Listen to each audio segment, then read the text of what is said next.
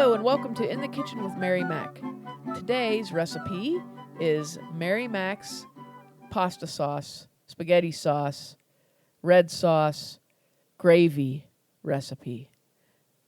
That's what it is. Spaghetti sauce, regular old spaghetti sauce. It's not hard to make. You don't need a million ingredients in it either. Okay? So I'm going to give you my go-to homemade sauce recipe.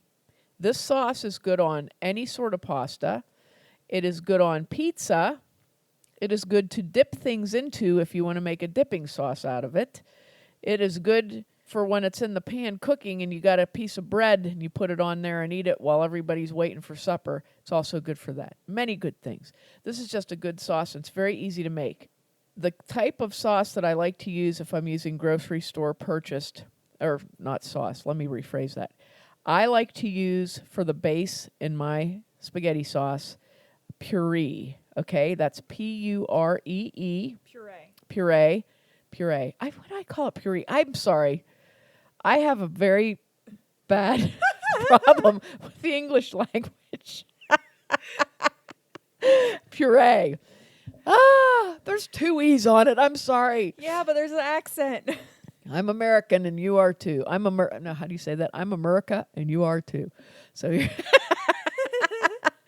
anyway, I like to use Puree, and the brand that I like to use is Red Pack. This is not buzz marketing. Yeah, it is. I guess it is. I'm buzz marketing Red Pack. Maybe they'll sponsor my podcast. Probably not. Anyway, after I can't pronounce the name of their product, I like Red Pack. If you can't get Red Pack where you live, use the brand that you can get. There are a couple of good brands that come in from Italy that are imported, especially if you live on the East Coast. There are many, many tomato products that are imported that are very good. And I can see their can labels in my mind and cannot think of the name of them. So the one that is popping into my little brain is Red Pack. There's, I believe, 6-in-1 is one of them that's good. And, I'm sorry, I can't think. Anyway, you need I believe it's 28-ounce cans of puree. And if I'm using my own, I can my own puree in quart jars, so I use 2 quarts. So if it's between 28 and a 32-ounce can, that's the perfect size, and you need 2 of those. You don't need anything else. You don't need sauce. You don't need paste. You don't need anything else if you use the puree. Okay. Would they be Rienzi and Contadina? Contadina. Contadina is good. And then, is it Del Grosso or Del Grosso is a brand. I don't know if they make tomato puree, but I've seen it in the grocery store. I can see that. I can see the label. It's got a little girl on it. The one I'm thinking of. That's the Contadina. No, there's another one. Oh. It's local from Youngstown, Ohio. They bring it in it's imported from Italy. Let's see. This is like a game of Jeopardy for Italian sauce brands. What is Santo San Marzano or San Marzano's Medina? good. DeRosa? DeRosa? No. Giarusa! Bingo! We have a bingo! Or that's not Jeopardy. I'm sorry. I'm mixing my games. I want to hear Alex Trebek say that when somebody gets something right. And we have bingo here in Jeopardy. Thank you. Okay, so you're going to need 2 28 to 32-ounce cans of puree of the choices that we just named and some that we made up. And then these are the seasonings you need. And these are basic seasonings I keep in my pantry, so I'm sure you'll want to keep them in yours. I always have granulated dry garlic and granulated dry onion and basil in my pantry. And I always have a jar of minced garlic in my refrigerator. So here's what you're going to need.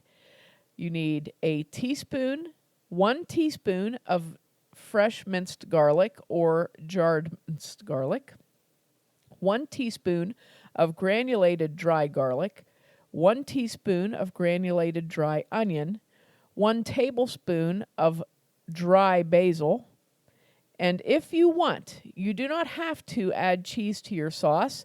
And I do sometimes and I don't sometimes. But if you want, you can add 1 tablespoon of grated Romano cheese. Romano. This should be the only grated cheese that enters your home. As referenced in our previous podcast about making your own ricotta, my mother has opinions on cheeses. Don't use Parmesan. You want Romano. Parmesan is bad. Romano is good. Okay? So that's what cheese you would put in it if you choose to put cheese in it. You can also use fresh grated Romano cheese in your sauce, or no cheese at all. But only Romano But only if you Romano. put cheese in. But only Romano if you put it in. Don't even try with that mozzarella. Don't put anything but Romano cheese in your sauce. And don't try and email me about this because I'm not fighting. It's a lost cause for you to argue with me about this topic. I feel like it's also been covered extensively, probably in the zucchini or the Italian wedding soup I episodes. will not be swayed. Okay, and then you need a 1/4 teaspoon of salt, sea salt or kosher salt, whichever of those you like, and a 1/4 teaspoon of fresh ground black pepper. And what you want to do is put your puree in a heavy-bottomed pan. As I've mentioned before, you always want to use a heavy-bottomed pan so things don't burn and the heat's dispersed better. And start warming up your puree, and then sprinkle all of these items that I just told you. Teaspoon of fresh minced garlic, a teaspoon of granulated dry garlic, a teaspoon of granulated onion, tablespoon of dry basil, and if you desire, a tablespoon of grated Romano cheese, 1/4 teaspoon of salt, 1/4 teaspoon of pepper. Sprinkle over the top. And what I do is I don't stir them in. I just let the sauce kind of bubble and sink and absorb them. And then once the sauce gets to where there's steam coming off of it, I'll begin to stir it. And I like my sauce to be able to cook for 2 to 3 hours to really develop a flavor. If you don't have 2 to 3 hours, okay, which everybody doesn't, this sauce can also be made really fast. Like if you just came home from work and you need to feed people because they're fainting all over the place, you can mix this up, bring it to a simmer. Once you get it to a simmer, you can add 1 to 2 teaspoons of sugar to this to take away the bitter taste. I normally don't add sugar to my sauce. I normally let it cook and it will become sweet just from cooking. However, I understand that we don't always have time. So myself, especially, I'm prone to do this if I'm making pizza and I need to have sauce pretty quick because I'm making pizza, I'll put the sugar in. And then just taste it. And that's usually 1 to 2 teaspoons is usually plenty of sugar to take away that bitter taste. But like I said, if you have time to cook it, let it cook. A great way to do this is to do it in a crock pot. And here's the trick to that. Say you want to have sauce for pasta for dinner, and it's a Saturday and you're cleaning the house or whatever and messing around, whatever. Mix all of this up in your crock pot and let it cook. Once it gets hot enough to where it starts to bubble, take the lid off and just let it cook. Because you can let it cook all day long if you want to. And it'll cook down, it'll get so thick, and it'll really develop a good flavor. And that's a great way to do it. I wouldn't do this I wouldn't leave it go the whole day while you were at work because that could turn it into ketchup. But it's a great way to do it if you're home to watch it and you can stir it, because if it gets to where it tastes good and it's thick enough, you can shut it off until you're ready to use it, But this is a great little sauce recipe. Another thing that can save you money, because jarred pasta sauces are very expensive. So you can buy a couple of 28-ounce cans of puree for maybe $1.25 each when they're on sale, and make yourself sauce.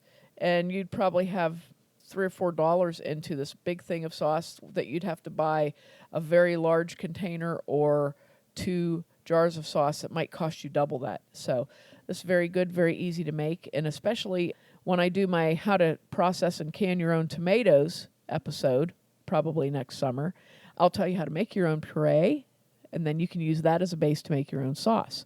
So that'll be an upcoming podcast sometime in the future because I've got a ton of tomatoes in my freezer waiting to be processed. So there you go. There's your sauce. We're going to bring all of this together when we make Aunt Rachel's lasagna, by golly, and we're going to pull out the sauce recipe, and a previous episode we're going to pull out the ricotta recipe, and we're going to throw that together and make a delicious lasagna that is double top secret, and if she finds out I did a podcast about it, she's going to come and get me. So nobody can tell her, okay? So try making your own sauce. Let me know what you think of it. And make sure to check us out online on Facebook and Instagram at Mary Mac Bakehouse, on Twitter at Mary Mac Podcast, and on our website, marymacpodcast.com. Thanks a lot for listening if you did, and if you didn't, too bad for you.